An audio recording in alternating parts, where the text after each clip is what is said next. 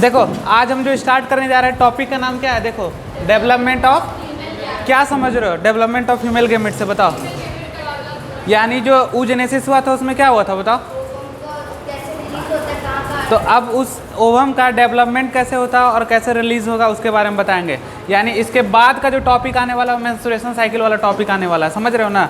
तो आज हम लोग देखेंगे क्या कि डेवलपमेंट ऑफ फीमेल गैमेट। जैसे कि हम लोग मेल में क्या देख रहे थे? स्पर्मेटोजेनेसिस। तो स्पर्मियोजेनेसिस क्या होता था बताओ? स्पर्मियोजेनेसिस मतलब प्रोसेस पूछ रहे हैं। स्पर्मेटो, देखो पहला है स्पर्मेटोजेनेसिस। क्या है इसको? स्पर्मेटोजेनेसिस बोलते हैं। क्या चीज़ है? हाँ, स्पर्मेटोगोनिया से जब स्पर्म बनेगा तो दिस प्रोसेस। हाँ, और स्पर्मियोजेनेसिस स्पर्मेट्रिड से क्या बन रहा था? याद रहेगा ये टर्म। चलो आज हम लोग स्टार्ट करते हैं डेवलपमेंट ऑफ फीमेल गैमेट, यानी ओवम के बारे में बात हो रहा। डायग्राम थोड़ा लंबा जाएगा, यहाँ से वहाँ तक जाएगा, ठीक है ना? इसलिए अपना उसी तरह कॉपी को हॉरिजॉन्टल करके बना लो, ठीक है ना?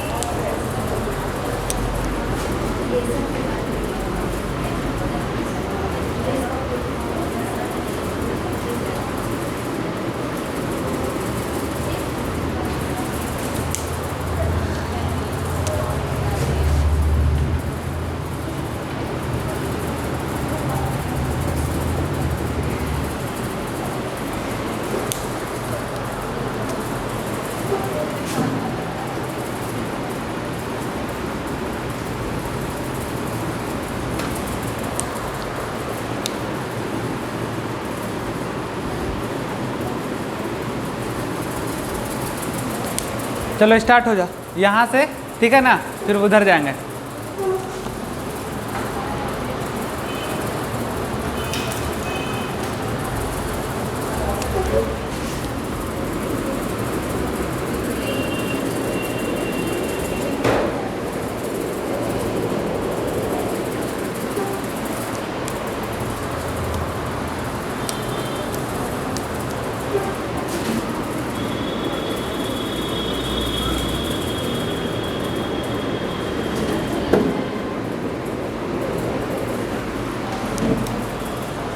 समझ में आ रहा है ना?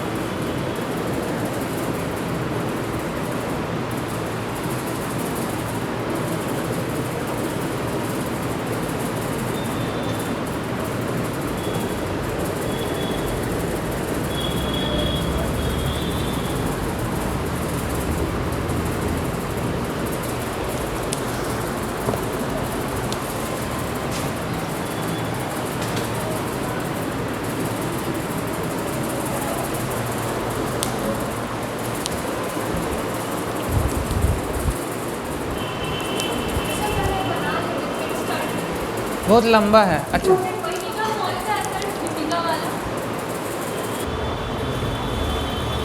देखो, ये जो है डेवलपमेंट ऑफ फीमेल गेमीट, अब इसका सीधा कनेक्शन कहाँ चले जाएगा पता है? मेंस्ट्रुएशन साइकिल से। कहाँ? इससे पहले हम लोग स्पर्मेटोगोनिया के बारे में जाने थे कि स्पर्मेटिड से स्पर्म कैसे बनता है। अब देखो ओवम जो है एग है उसका डेवलपमेंट के बारे में जानते हैं। तो एक बात बताओ, जब तुम लोग को हम क्या पढ़ा रहे थे? oogenesis पढ़ा रहे थे। क्या पढ़ा रहे थे? तो हम एक चीज़ बताए थे कि एग कहाँ पे बनता है बताओ? कब? प्यूबर्टी में कि प्यूबर्टी के पहले कि फीटल स्टेज में? फीटल स्टेज में। किस स्टेज में? फीटल स्टेज में क्या होता है? सारा एग जितना बनना रहता है वो बन जाता है, कंप्लीटली हो जाता है, ठीक है ना। अब देखो हम लोग, ये किसका डायग्राम है? ये ओवरी का डायग्राम है। किसका डायग्राम है?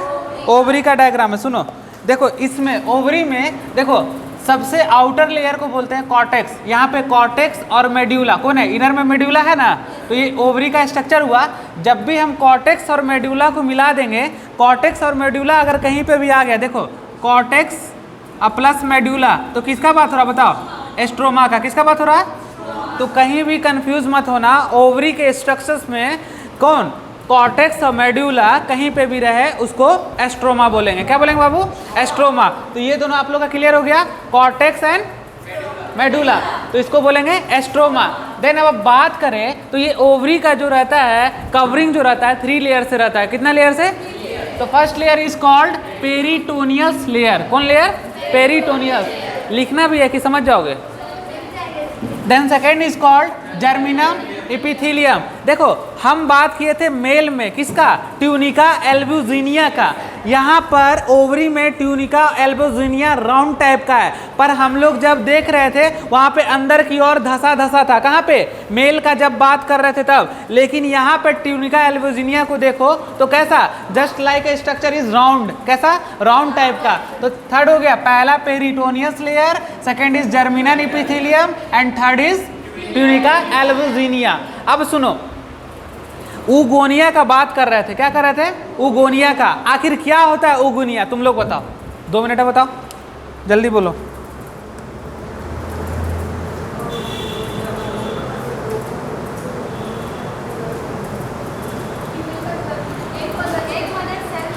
देखो जर्म सेल के बारे में बताए थे, मेल में भी जर्म सेल और फीमेल में भी। यानी एम्ब्रियोनिक स्टेज में, यानी एम्ब्रियोनिक क्या? जब पेट के माँ के पेट में है तो एम्ब्रियोनिक स्टेज में क्या हो रहा? माइटोटिक डिवीजन हो रहा। क्या हो रहा? माइटोटिक। कंटिन्यू क्या होते जा रहा? माइटोटिक डिवीजन हो रहा। और माइटोटिक डिवीजन हो रहा तो क्या हो रहा? ऊगोनिया का फॉर्मेशन हो रहा। तो कैसा? कंटिन्यूअस उसमें क्या होगा? फॉर्मेशन होते रहेगा। तो देखो यहाँ पे एक टर्म है, एग ट्यूब ऑफ पैप्ल्यूजर। क्या बोलते हैं? Egg tube of Pfluger. क्या है? सुनो तो क्या हो रहा बताओ? जर्म सेल का मतलब क्या? पहले ये बताओ, क्या कर रहा जर्म सेल तुम लोग? हाँ देखो ये क्या होता है कि जो हमारा जो है क्या है, ये जो माइटोटिक डिवीजन हो रहा कब? एम्ब्रियोनिक स्टेज में हो रहा और बहुत फास्ट डिवीजन हो रहा। बहुत फास्ट डिवीजन होकर क्या करेगा? ये जो ट्यूब टाइप का स्ट्रक्चर एक बना लेगा। कौन? ट्यूब टाइप का स्ट्रक्चर। कौन? वही ऊगोनिया जो माइटोटिक डिवीजन हो रहा। और जो ट्यूब टाइप का स्ट्रक्चर बनाता है उसी को बोलते हैं क्या? एक ट्यूब ऑफ पैप्ल्यूजर। क्या बोलते हैं? पैप। इसी को हम लोग और रेडियल कोड भी बोल सकते हैं। क्या बोल सकते हैं? Radial code. लिख लो यहाँ पे, रेडियल कोड भी बोल सकते हैं। तुम लोग आप क्या करो कि नोट कर करके अपना इंपॉर्टेंट पॉइंट लिख लो, फिगर में ज़्यादा घिचपिच मत करना।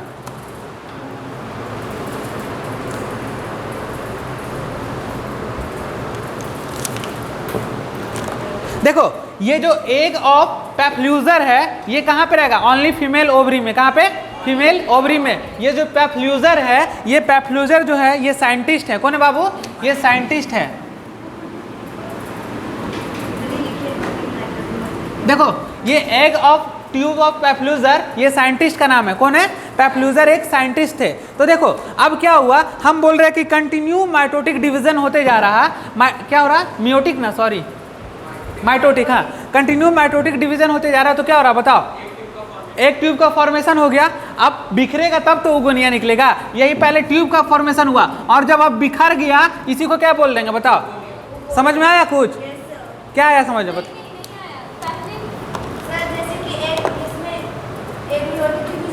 हाँ हाँ हाँ, सुनो अब सुनो क्या हो रहा है। सबसे पहला बात, फीमेल जब कहाँ पे फीटल स्टेज में है, एम्ब्रियोनिक स्टेज में, ठीक, वहाँ पे क्या हो रहा, कंटिन्यू माइटोसिस हो रहा।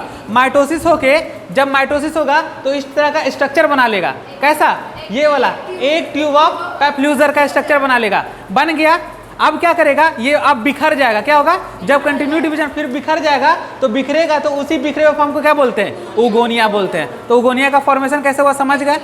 सबसे पहले बताओ कि कॉर्टेक्स मेड्यूला क्या होता है, स्ट्रोमा, आउटर लेयर पेरिटोनियल, उसके बाद जर्मिनल, उसके बाद तो तुम लोग को पता है ना कि कौन वाला लेयर करता है, तो जर्मिनल इपिथेलियम डिवाइड करता है। कौन करेगा बाबू, हमेशा जर्मीनियम इपिथेलियम, क्योंकि जर्म सेल ही तो डिवाइड करेगा, याद रहेगा। तो ओवरी का क्या चीज़ पढ़ा है, 5 चीज़ पढ़ा है ना तुम लोग को, क्या क्या बताओ। हाँ हाँ हाँ,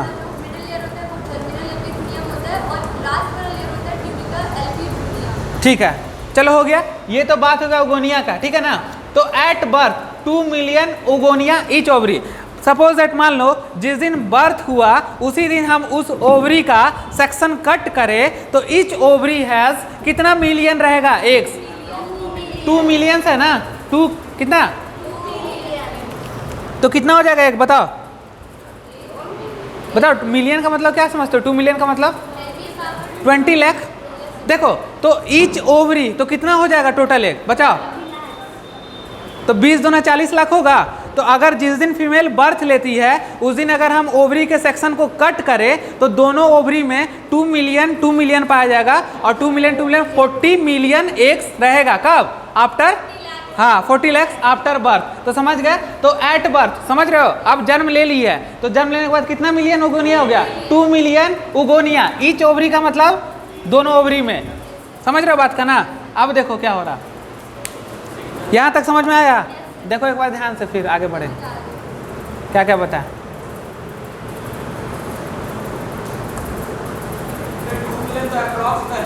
हाँ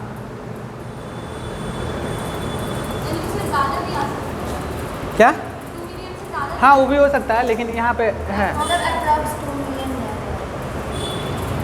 एनसीईआरटी लाए हो, खोलो, यहाँ ले लो एनसीईआरटी, देखो जल्दी से,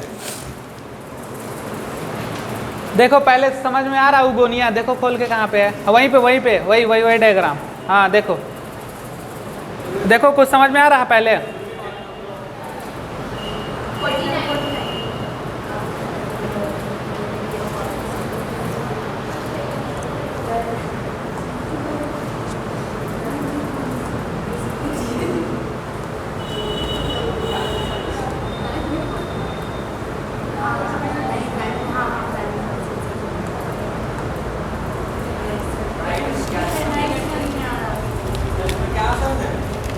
आ रहा है, डायग्राम दिख रहा है वहाँ पे,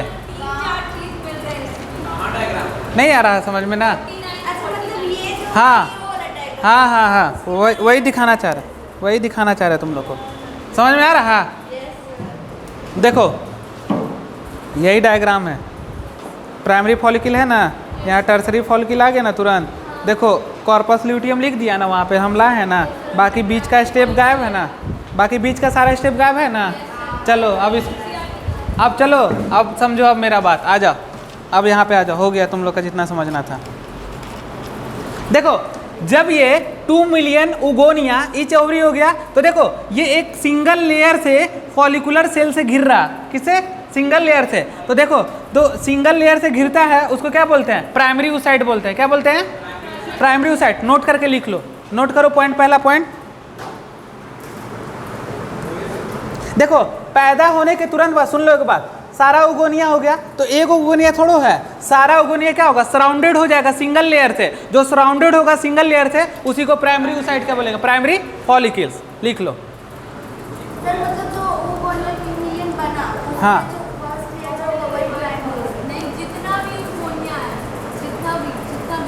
जितना, ये तो हम एक ना दिखाएं, तो जितना भी यूगोनिया है सिंगल फॉलिकुलर सेल से घिर जाएगा उसी को क्या बोलेंगे, प्राइमरी oocyte बोलेंगे, जितना हो जाएगा, ठीक है ना। तो सुनो एक बात, तो मिलियन उगोनिया है, एक उगोनिया का बात कर रहे हैं, ये सिंगल फॉलिकुलर लेयर से घिरा हुआ है ना, इसी को क्या बोलेंगे? प्राइमरी oocyte बोलेंगे। क्लियर हो गया? अब सुनो, प्राइमरी फॉलिकल्स इसी को बोल रहे हैं, बोल रहा है remains dormant till as of puberty. Puberty का मतलब क्या? एज ऑफ 11 या 12, 13 कुछ भी लिख लो, 11, 13 कुछ भी लिख लो। तो देखो क्या हो रहा, अब देखो क्या होगा कि उगोनिया क्या होगा, सारा उगोनिया बचा रहेगा। हम ही बताए थे तुमको 2 मिलियन जो बचा है उगोनिया वो सारा बचेगा? नहीं बचेगा। कितना बच रहा है? देखो रिमेन्स कितना, 60 to 80,000 in each ovary puberty. यानी जब फीमेल प्यूबर्टी स्टेज में आएगी तो कितना बचेगा? मात्र 60 से 80,000, मतलब ईच ओवरी, समझ रहे हो ना? ईच ओवरी का मतलब बस इतना ही बचेगा। कितना में बताओ? 20 लाख में मात्र 60 से लेकर 80,000 बचेगा। बाकी क्या हो गया बताओ? 9 लाख कितना चले गया बताओ? जितना भी था 19 लाख समथिंग, 20,000 कुछ भी, सब तो गायब हो गया ना।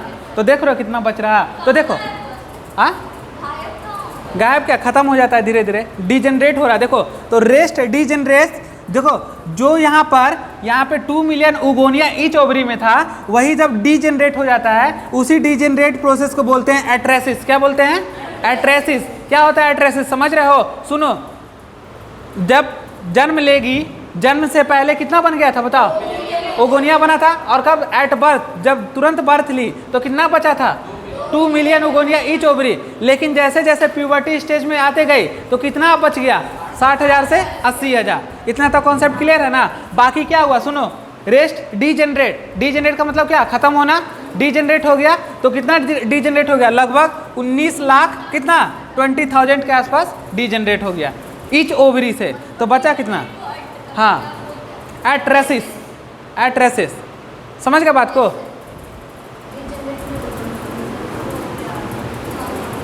देखो एक बार फिर से अपना पूरा वहाँ से यहाँ तक आओ, उसके बाद फिर हम उधर बढ़ेंगे। देखो तुम लोग सब,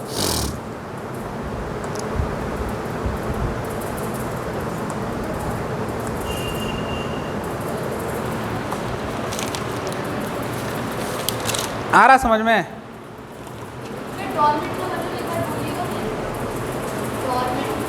डॉर्मेंट मतलब बचा ही, टिल बोल रहा है, प्यूबर्टी के बाद बोल रहा है, मतलब एक एज तो बच्चा का हो गया ना। अब बच्चा के बाद जैसे जैसे प्यूबर्टी स्टेज आए तो एज लिख लो वहाँ पे, तुम लोग लिख लिए ना।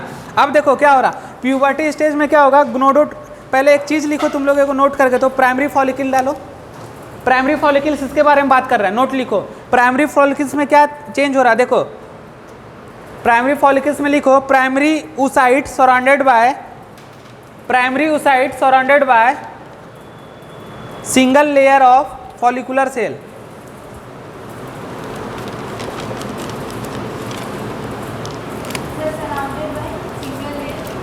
Surrounded by single layer of follicular cell.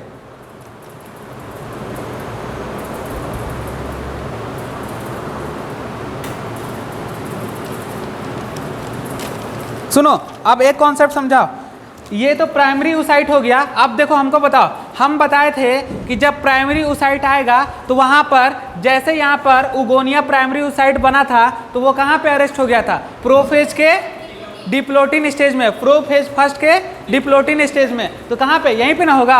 और उसके बाद तब कहाँ जाएगा? प्यूबर्टी स्टेज में। और प्यूबर्टी स्टेज में क्या होगा तुम्हारा बताओ? 60 से लेकर 80,000 तक ईच ओवरी में बच जाएगा।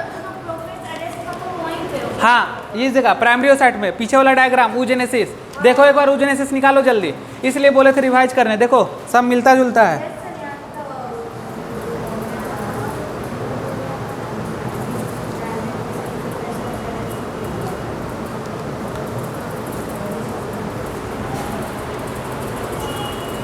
चलो हो गया। अब सुनो, हम बात कर रहे हैं, अब देखो क्या बोल रहे हैं कि जैसे ये हम लोग कहाँ की ओर पढ़ रहा है बताओ? प्यूबर्टी स्टेज पे, यानी कि कितना? इतना हो गया। अब यहाँ से प्यूबर्टी स्टेज की तरफ जाएंगे, तो प्यूबर्टी स्टेज जाने पर देखो स्टेज में क्या होता है, जो गोनाडोट्रोपिक हार्मोन है कौन है बताओ?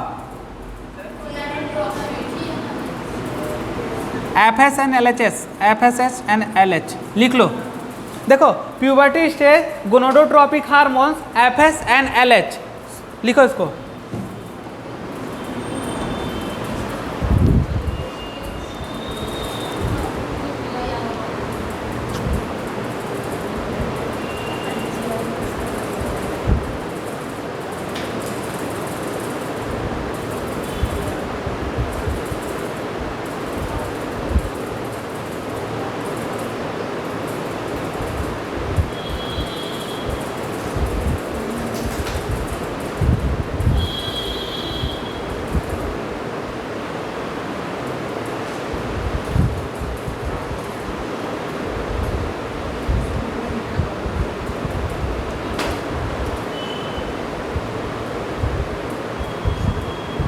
आ रहा समझ में?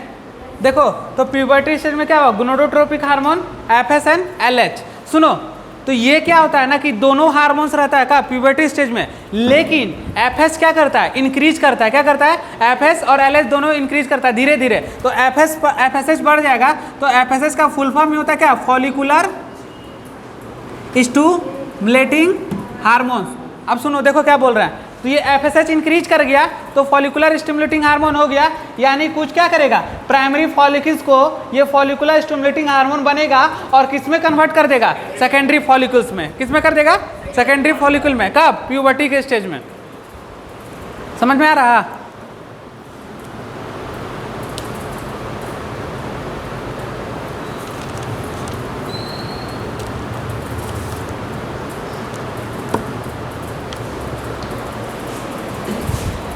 हो गया।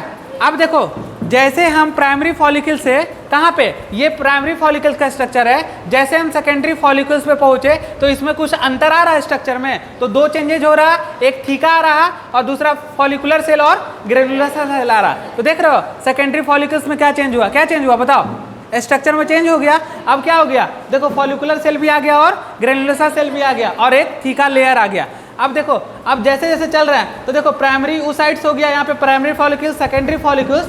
अब फिर से हम चले तो देखो इसमें एक नोट करो, सेकेंडरी फॉलिकल्स में क्या क्या चेंज हो रहा है, नोट कर लो क्या चेंज हो रहा है, देख लो, लिख लो, थीका आ रहा और फॉलिकुलर सेल।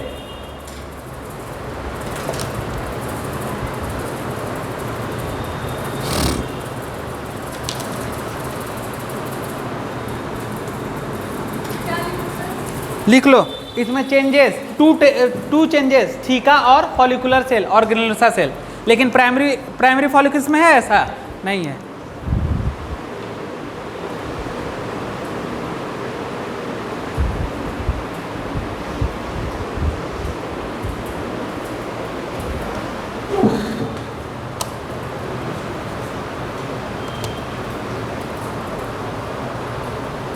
चलो हो गया।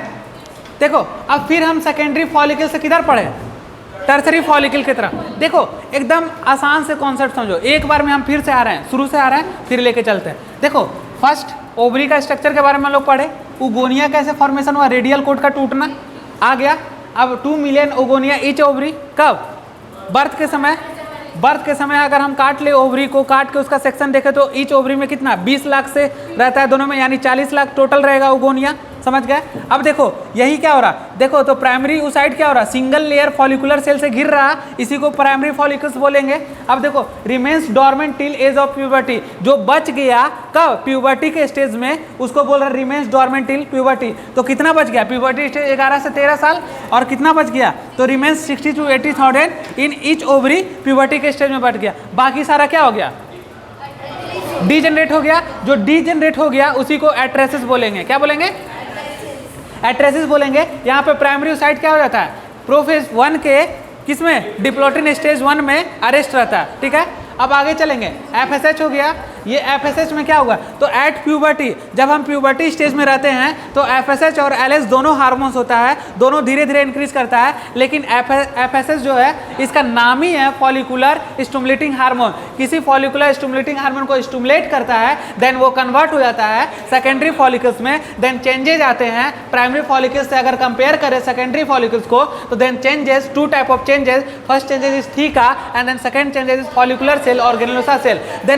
then again FSH stimulate, then tertiary structures form। फिर देखो 3 टाइप्स ऑफ चेंजेस इस स्ट्रक्चर में। देखो 3 तरह का चेंज कौन है, जल्दी से देखो।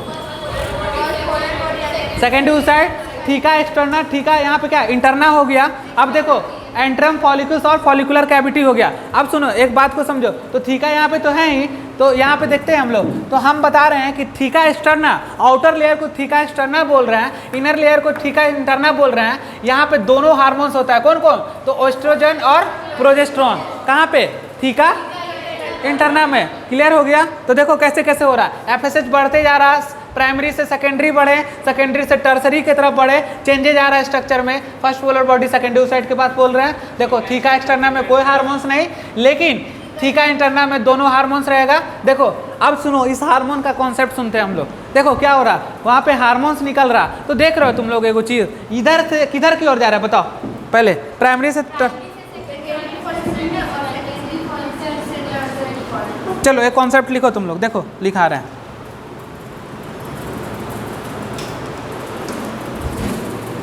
प्राइमरी फॉलिकल, सेकेंडरी फॉलिकल और टर्सरी फॉलिकल, है ना बाबू? है इस तरह का। देखो number of follicular cell increase, क्या हो रहा बाबू? नंबर ऑफ फॉलिकुलर सेल क्या कर रहा? इंक्रीज कर रहा। इधर एरो डालना, ऐसे किधर से जा रहे हैं? तो प्राइमरी फॉलिकुलर से सेकेंडरी, सेकेंडरी से टर्सरी। तो क्या इंक्रीज कर रहा बताओ? फॉलिकुलर सेल इंक्रीज कर रहा। तो थीका इंटरना क्या करेगा? इंक्रीज करेगा। क्या करेगा बाबू? थीका इंटरना इंक्रीज करेगा। अब देखो थीका इंटरना इंक्रीज करेगा तो क्या इंक्रीज कर जाएगा? Oestrogen hormones increase.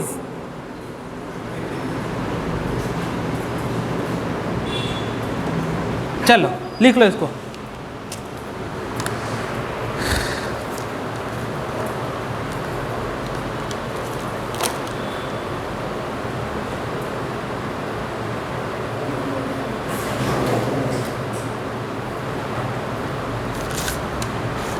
हो गया?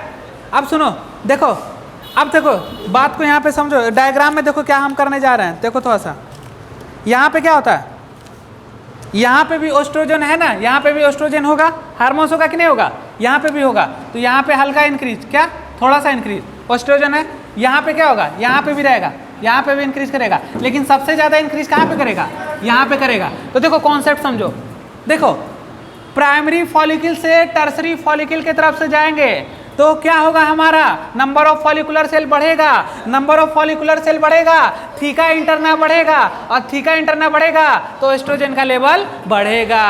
समझ गए बात को? तो देखो फ्लो चार्ट कैसे है, समझ गए बात को? तो ऐसे ऐसे जब हम जाएंगे इधर से इधर की ओर तो क्या होगा? थीका इंटरना बढ़ जाएगा, क्योंकि थीका इंटरना के पास ही हार्मोन्स है, इससे सबसे ज़्यादा एस्ट्रोजन यहाँ से रिलीज होगा।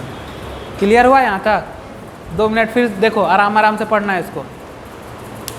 यहाँ तक देखो, किसी को दिक्कत है तो हमको बताओ फटाफट।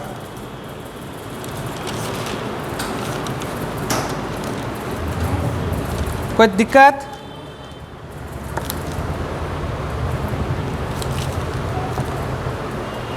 अब देखो यहाँ पर फॉलिकुलर सेल है। कौन सेल है? Follicular cell. तो फॉलिकुलर सेल जो है वो एक कैविटी टाइप का बना देगा डिवाइड होके। उसी कैविटी को क्या बोलते हैं? एंट्रम फॉलिक्यूल या फॉलिकुलर कैविटी बोलते हैं। समझ गए? कैविटी टाइप का बना दिया ना, उसी कैविटी को बोलते हैं एंट्रम फॉलिक्यूल और फॉलिकुलर कैविटी। अब देखो क्या है, टर्सरी के बाद देखो क्या हो रहा है, थोड़ा सोचो। अब फिर से चेंजेज हो रहा है क्या? बताओ जल्दी।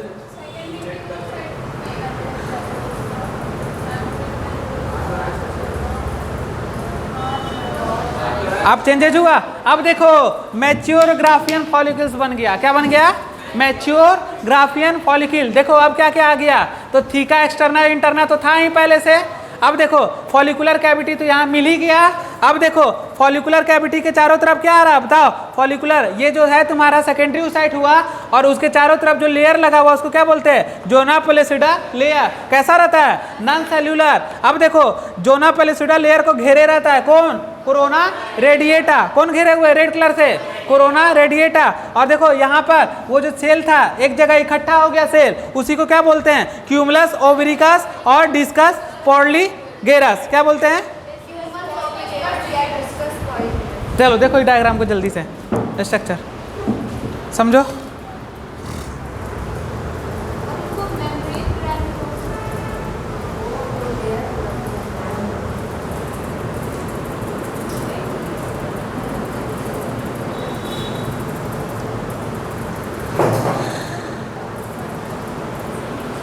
आ गया समझ में?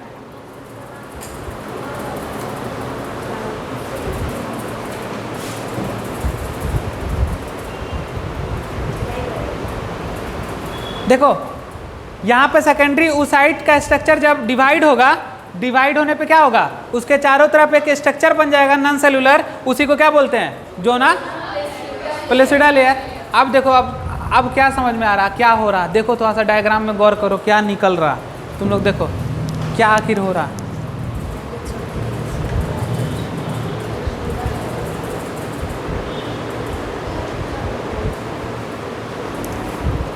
आ रहा समझ में कुछ, क्या रिलीज कर रहा वहां से, बताओ, देखो जल्दी, 2 मिनट दे रहे हैं समय।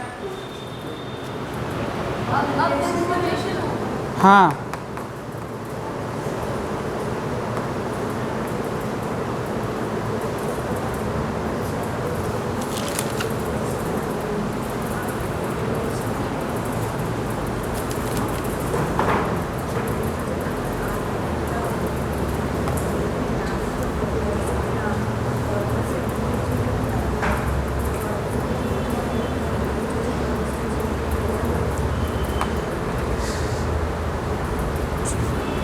समझ में आ गया, कोरोना रेडिएटा ये सब समझ में आ गया, ये सब तो समझ गया। ये सेल इकट्ठा जो हुआ था उसको क्या बोलेंगे, क्यूमुलस ओब्लिकस, और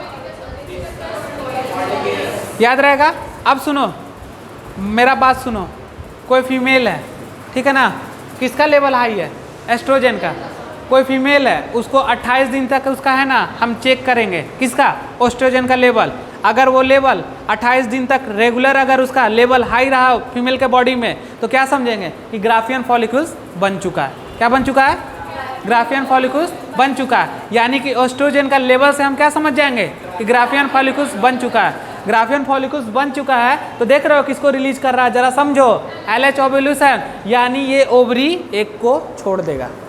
समझ गए बात को, क्या किया, अब यहाँ से निकाल दिया। समझ गए बात को ना, यानी कि चेक करने के लिए क्या करेंगे, फीमेल को कंटिन्यू चेक करेंगे, उसमें 28 दिन तक कंटिन्यू चेक करेंगे कि एस्ट्रोजन का लेवल हाई तो है ना। अगर लेवल हाई रहा तो समझ जाएंगे कि ग्राफियन फॉलिकल्स बन चुका है। अब बन गया ग्राफियन फॉलिकल्स हाई तो हो गया, तो ओवरी से क्या होगा, एक निकलने का वो हो जाएगा कंडीशन। तो देखो लिखो एगो फ्लो चार्ट तुम लोग,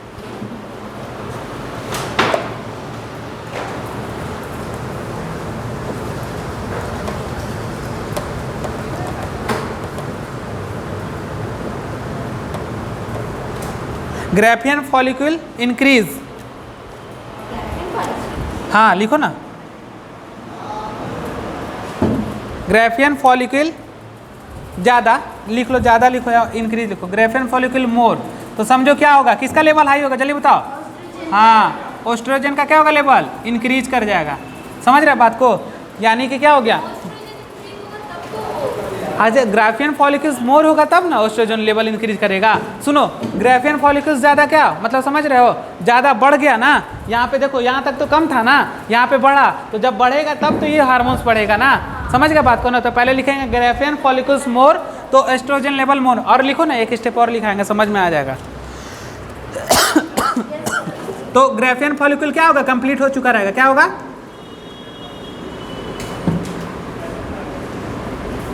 कंप्लीट। समझ गए बात को,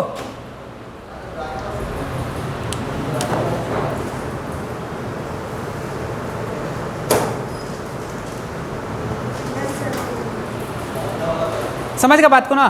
तो देखो यहाँ पर फॉलिकुलर सेल बताए थे ना, तो देखो फॉलिकुलर सेल है ना, एक जगह अगर इकट्ठा हो जाएगा, लिख लो कि फॉलिकुलर सेल अगर एक जगह इकट्ठा हो जाएगा डिवाइड होके, तो उसी को बोलते हैं क्यूमुलस ओब्लिकस और डिस्कस पॉलीफेरस। लिख लो कि फॉलिकुलर क्या होगा, एक जगह इकट्ठा हो जाएगा तो उसको क्या बोलेंगे, हाँ फॉलिकुलर कैविटी या फॉलिकुलर सेल बोलो, कुछ भी बोलो, इकट्ठा हो जाएगा उसको बोलेंगे।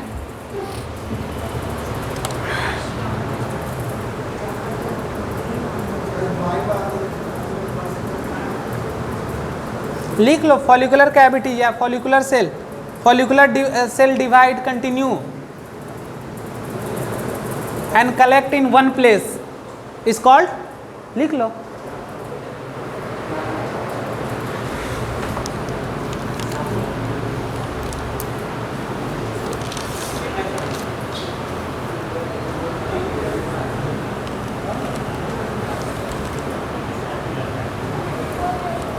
हो गया।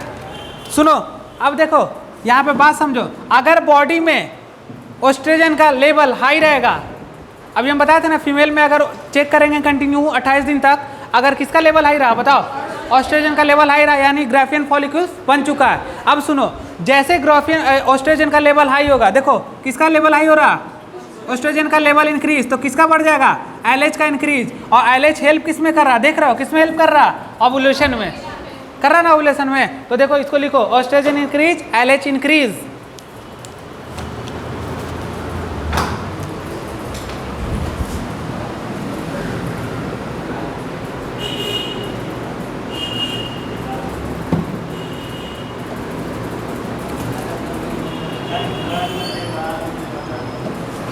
क्या करेगा बताओ, LH oestrogen increase, LH increase, Graafian follicle को रैप्चर कराएगा, कौन, एलएच, और एलएच आके रैप्चर कराएगा और वहां से एक निकल जाएगा। समझ गए बात को? तो इसको क्या बोलते हैं हम लोग, ओवुलेशन।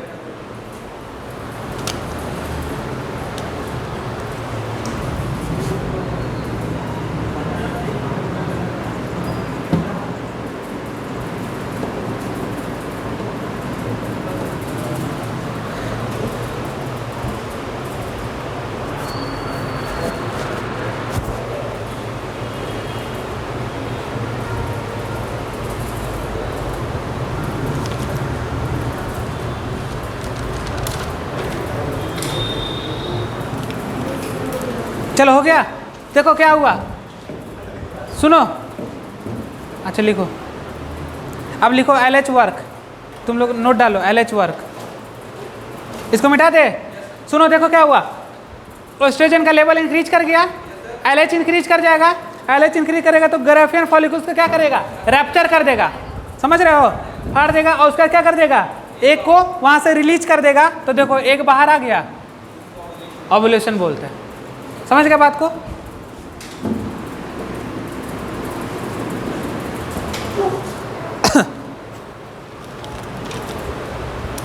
चलो एलएच वर्क लिखो।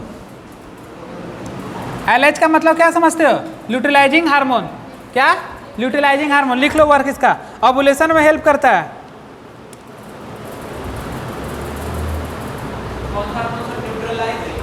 हाँ, ल्यूटिलाइजिंग हार्मोन।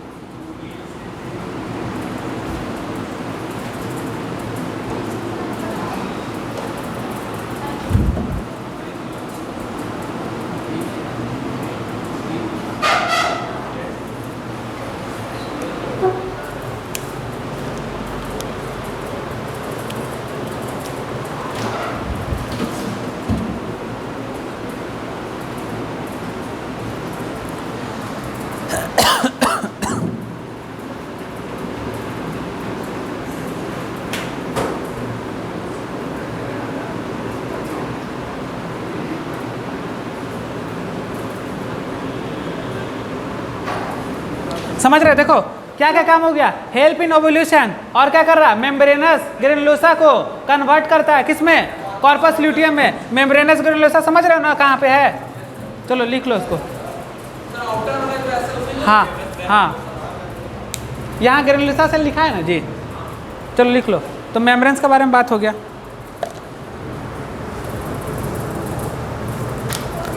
हो गया, क्लियर हो गया जी।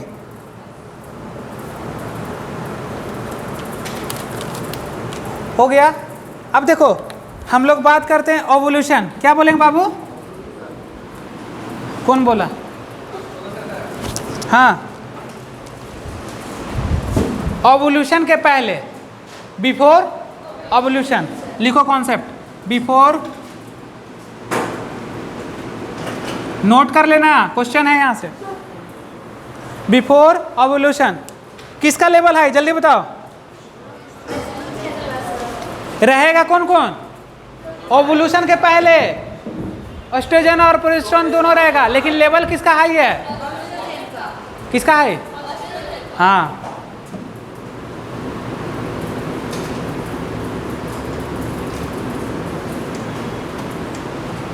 कब,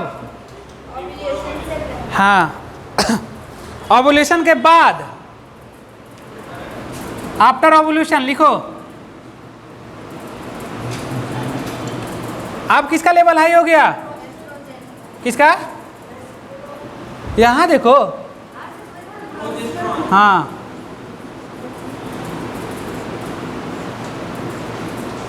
फिर से क्वेश्चन बन गया एक।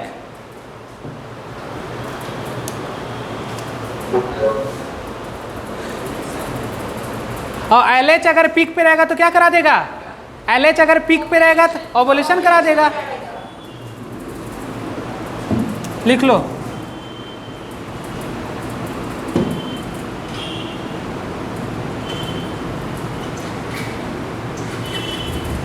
ओवुलेशन करा देगा।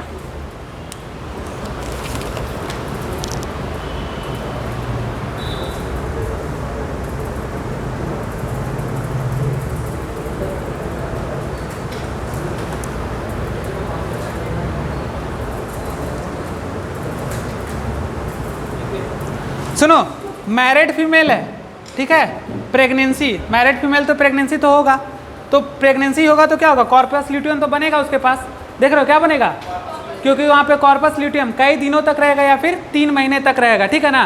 3 महीने तक रह सकता है वहाँ पे कॉर्पस ल्यूटियम, ठीक है। फिर धीरे धीरे क्या होता है? खत्म होने लगता है, लेकिन खत्म होने से कोई दिक्कत नहीं, क्योंकि उसके पास प्लासेंटा बन गया। अब अगर वहाँ से नहीं बन रहा तो कौन बनाने लगेगा? प्लासेंटा बनाने लगेगा। कौन बनाने लगेगा? चलो सुनो, ओवुलेशन का मतलब क्या हो गया? हम यहाँ पे 2 केस लेंगे, एक अनमैरिड और एक मैरिड, एक प्रेगनेंसी और एक नॉन प्रेगनेंसी।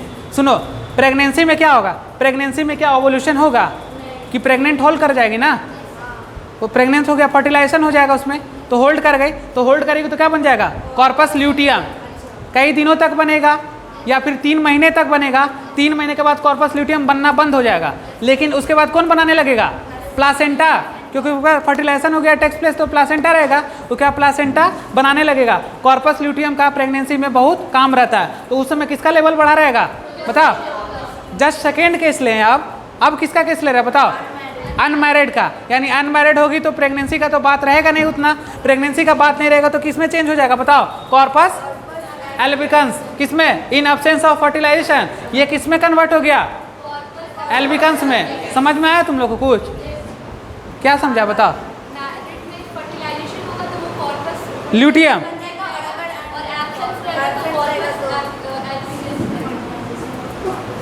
चलो देखो 2 मिनट जल्दी देखो, कहीं डाउट है तो।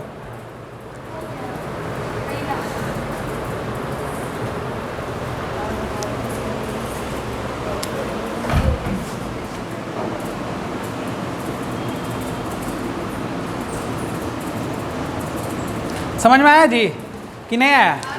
कि फिर से समझाएं हम? सुनो देखो, पहला कहानी सुनो। हम बोल रहे हैं क्या कि ओवुलेशन मतलब ओवरी से एक का निकलना, यही ना ओवुलेशन, ठीक है। तो ओवुलेशन हो रहा, तो हम पहला बात कर रहे हैं किसका? प्रेगनेंसी वाला का। तो प्रेगनेंसी में क्या हो गया बताओ? ये जो था तुम्हारा किस में हो गया?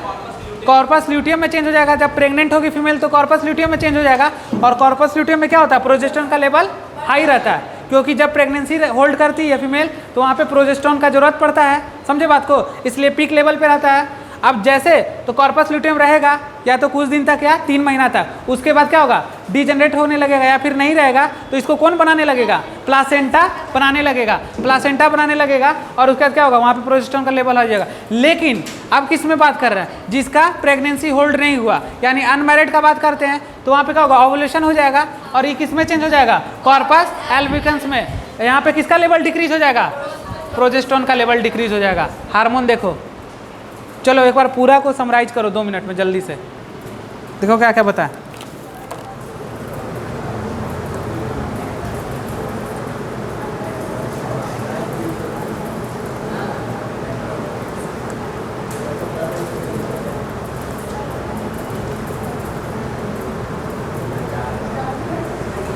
हाँ समझ में? चलो आप देखो, अब यहाँ सुनो, देखो ध्यान से सुनो, एक बार लास्ट बार समराइज कर रहे हैं। फर्स्ट हम लोग डेवलपमेंट ऑफ फीमेल गैमिट, ठीक है।